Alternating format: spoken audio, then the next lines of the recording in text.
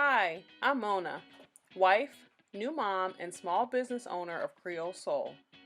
Come with me behind the scenes on our journey of growing Creole Soul, in the kitchen for delicious recipes, gardening, and many other fun adventures. Welcome to our channel.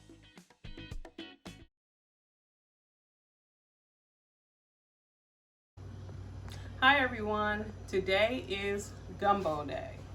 Back in 2019, I was honored with the opportunity to cook gumbo for the traveling journalist Christy Matherine, who traveled up and down Louisiana to come in our kitchens and see just how we made our gumbos. I'm also honored because this magazine issue was dedicated to Leah Chase, the great Creole queen, and it was dedicated to her because of her recent passing. If you never got a chance to read the article, I will link it in the description box, and you can take a look through all of the gumbos that were cooked from North Louisiana all the way down to South Louisiana, and just check it out and see and read the story. It's a very great magazine. So again, thank you so much 64 Parishes for featuring me in the magazine. And now today I'm going to show you how we make gumbo. We're going to start with the basics. Chicken and sausage.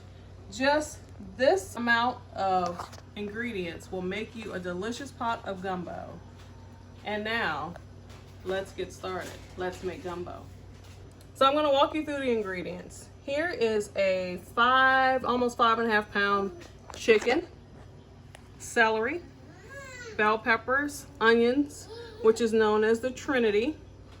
Here are bay leaves, flour for roux, sausage. This is a pork sausage, a local pork sausage made from down home sausage. We have some filet, Creole Soul seasoning with an all-purpose blend.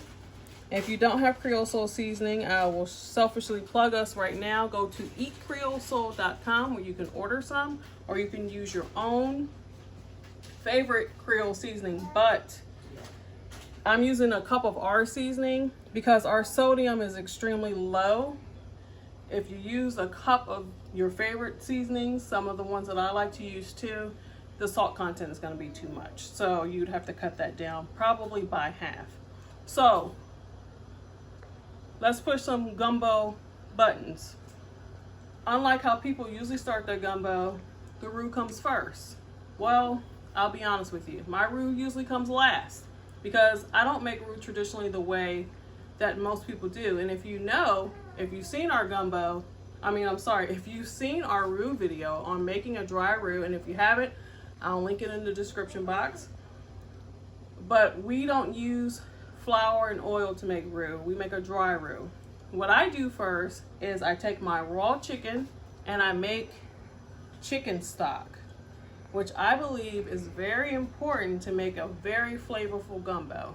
You need chicken stock.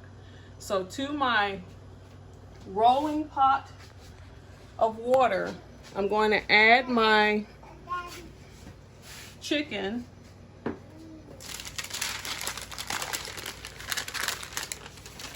think I don't drip too much.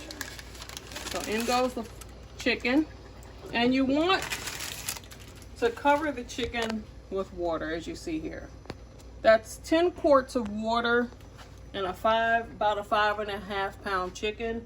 And to that, I'm gonna add a half cup of salt, and that's pink salt, so it's not like table salt. So with table salt, that's probably gonna be 1/4 of a cup of salt. I'm gonna rinse my hands. And why this is important, because with your stock, you want to make sure that it's seasoned. You don't want just a bland stock. You want to have a very flavorful chicken stock, and with that, you need salt. So I'm going to boil this chicken until it's fall off the bone tender. Just fall off the bone tender. Not to the point where it's completely fall off the bone and you just have shredded chicken, because I don't want shredded chicken gumbo.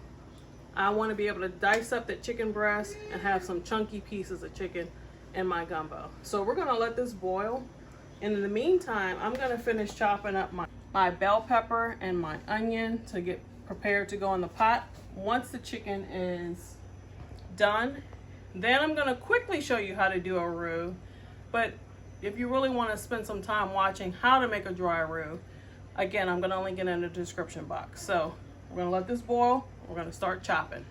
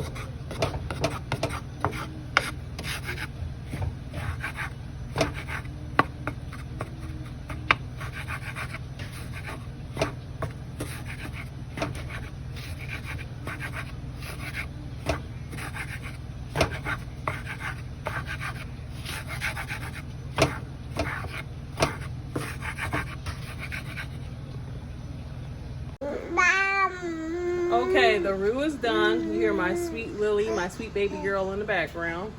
Come over here and look at the roux. Although I just showed you how to do it quickly. Look at that color. That's amazing. And it is a mess. I got a little bit messy. But come over here to the chicken. This is what's important. Like I said, it's starting to fall apart. See that? That's how you want it. We're going to take that out and put it into a nice bowl that will catch those juices, so that we can pour them back in after we're done taking all the meat off the bone. Look at that. Look at that. Now you have a delicious chicken stock ready to add everything to it. Now there's a little bit of grease in there, but that's okay, because normally you'd have a whole lot of grease if you did it the traditional way.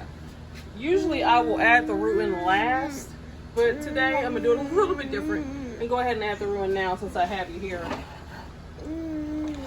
So a lot of you may know, if you read the blogs, we learned to make dry roux from my dad, who was originally from Northwest Louisiana, Minden area, but later moved to Baton Rouge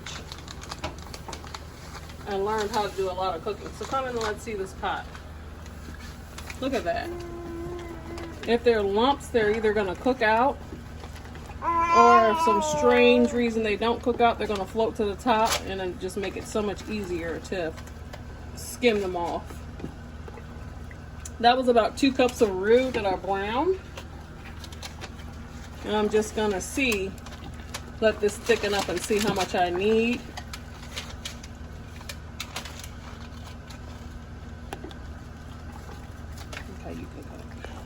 All depends on how much you like in your gumbo. I like a thick, chunky gumbo. I like thick, chunky soups.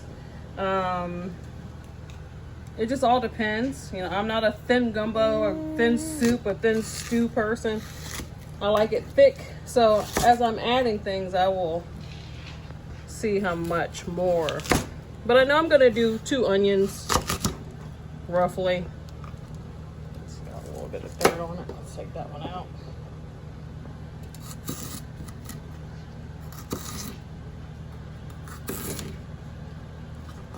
I did not go to school for knife skills, so don't burn me on that. Food tastes delicious when it's all said and done. That's all that matters.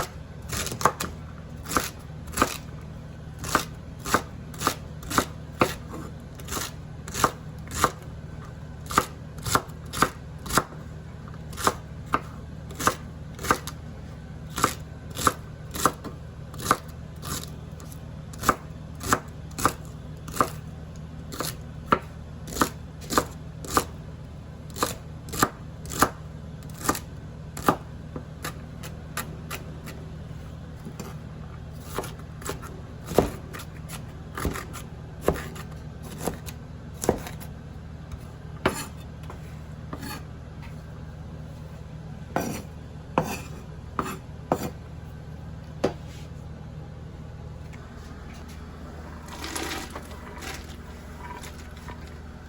gonna start throwing everything in. I got a few bay leaves here. I'm gonna go ahead and throw about 3 to, I got what, what's that, 1, 2, 3? That's fine. That's 5 bay leaves. It's not gonna hurt anything. Let's throw that in. Here is our cup of Creole Soul seasoning, the all-purpose blend. You can get that at eatcreolesoul.com.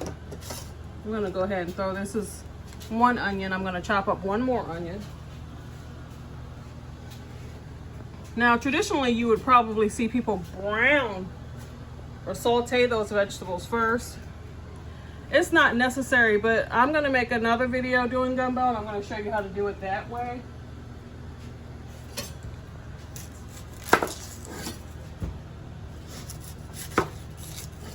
And just for a little bit of gumbo humor, this is Creole Soul, and no, we won't be using tomatoes this time for our gumbo.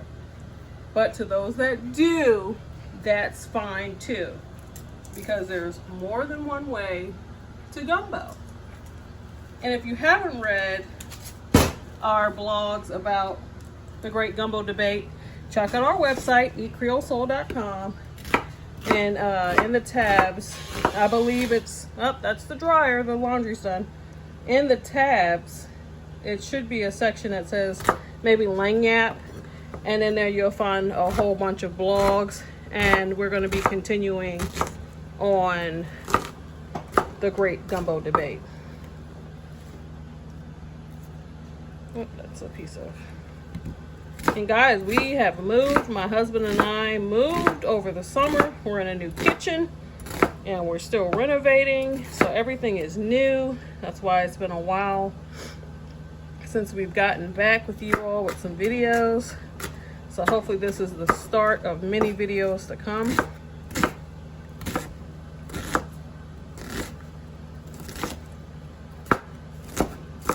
If it's chunky, it's fine.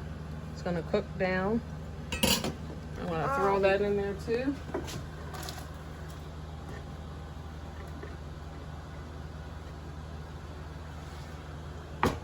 Let me check my consistency. Let's go ahead and add the rest of that.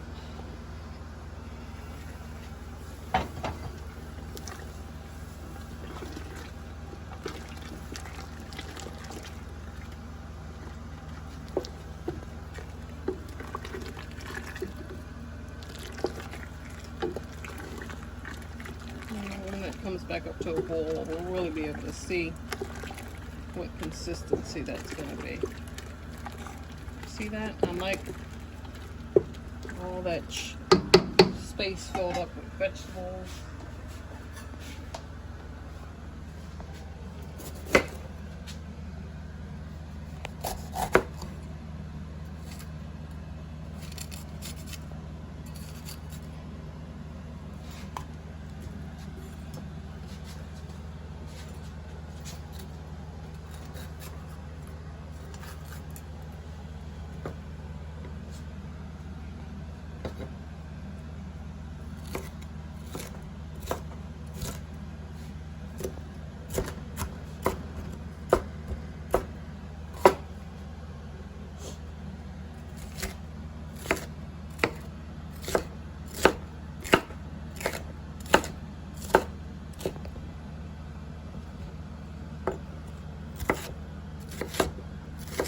So I wanted to do a gumbo video in celebration of National Gumbo Day, which is October 12th.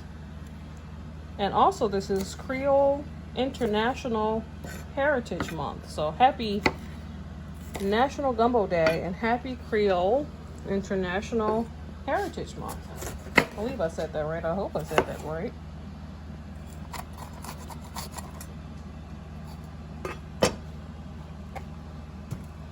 This is 2 green bell peppers. Traditionally, I like doing green, but I have done yellow and red peppers too. There's nothing wrong with that. Green is, it does give a different flavor. You can taste the difference.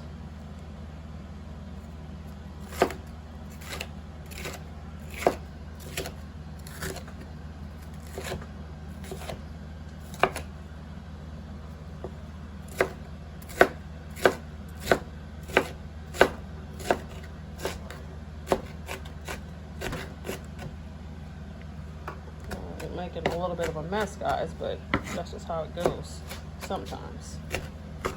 Especially in being a new mom. I'm gonna go ahead and add, yeah, it's a new mom to my sweet babies. I'm gonna go ahead and add that third pepper. This is not, it's totally up to you how much of something you want to add. I just eyeball things and look at things and see, for personal preference, how much I like to add into a pot, especially a pot that size. One thing I did forget was parsley. This Creole seasoning already has parsley in it, so that's fine.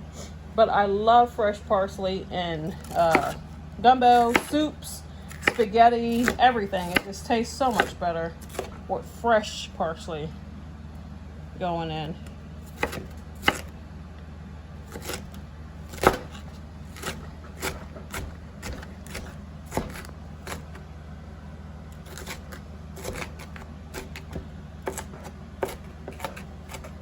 Okay, let's throw that in the pot too.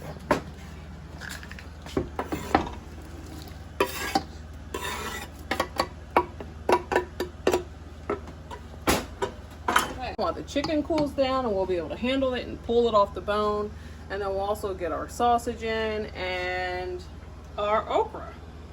Talk about that in a little bit.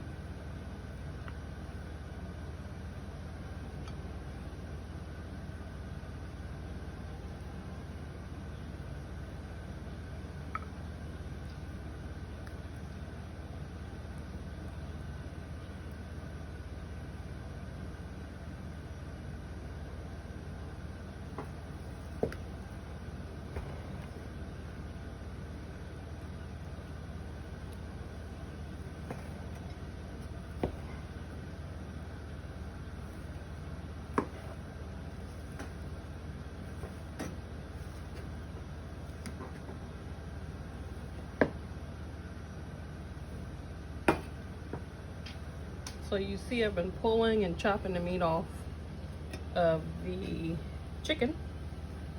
I'm pulling off the dark meat now. Just kind of like to pull this off. Let's talk about okra. So a lot of times people will kind of smother down the okra in the gumbo. You know, when they saute the vegetables, they'll smother the okra down with it. A lot of people don't like okra. So a lot of people don't like okra, so I kind of adapted. A lot of people don't like okra. So I adopted a new system of just buying a bag of frozen okra and putting it in at the end. That way, the okra has time to cook but it stays together so that if someone doesn't like okra, they can just simply push it out the way. Leave it in the pot for somebody that really wants okra in the gumbo, because what is gumbo if there ain't some okra?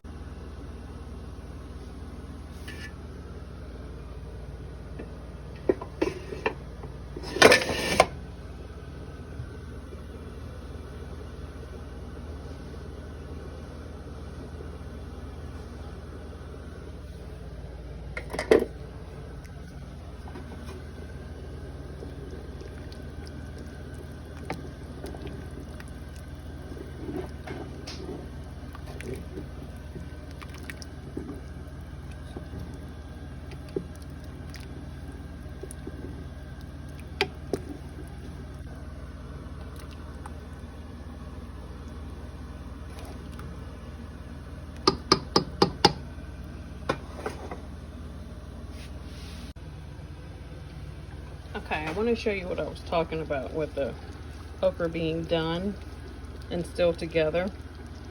I'm trying to fish that out. My cameraman had to go tend to our sweet Lily girl.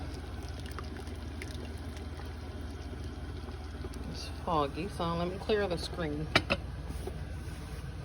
Okay, see?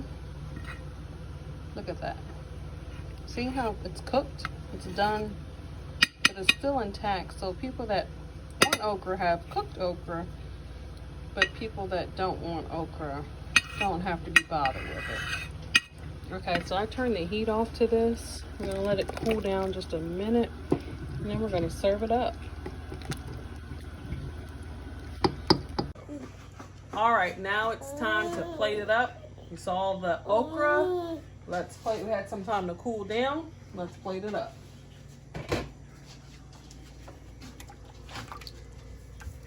Now, what you think about that?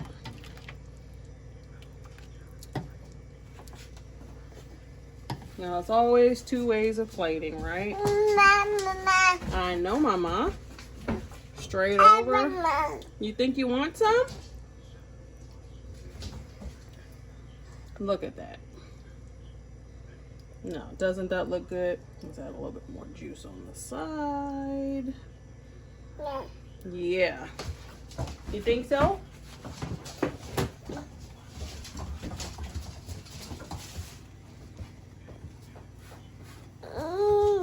Yeah. Do you like green onions on your gumbo? Do you eat it with potato salad? For discussion. And it can turn into a debate. So, I want to plate this last one up. You guys, you hear some rustling in the background. We're a family of 3 dogs, an 11-month-old. So we don't apologize for the noise you hear around here. How about that?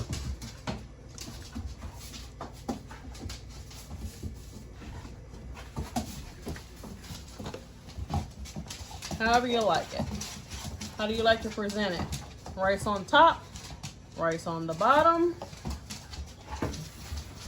green onions,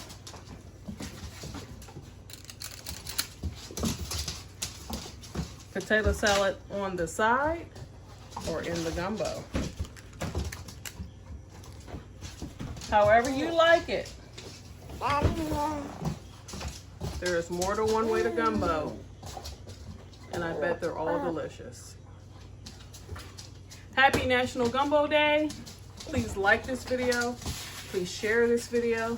Please subscribe to our channel. We're doing a giveaway for our 1,000 subscriber. Gets all of our products at Creole Soul. EatCreoleSoul.com. Our seasonings, our rice mixes, you'll get it all. So please subscribe to the channel, like, and share.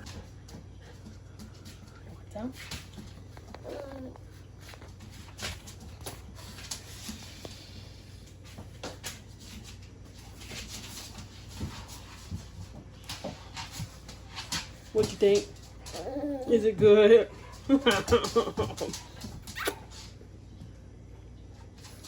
Till next time, till the next gumbo. We'll see you.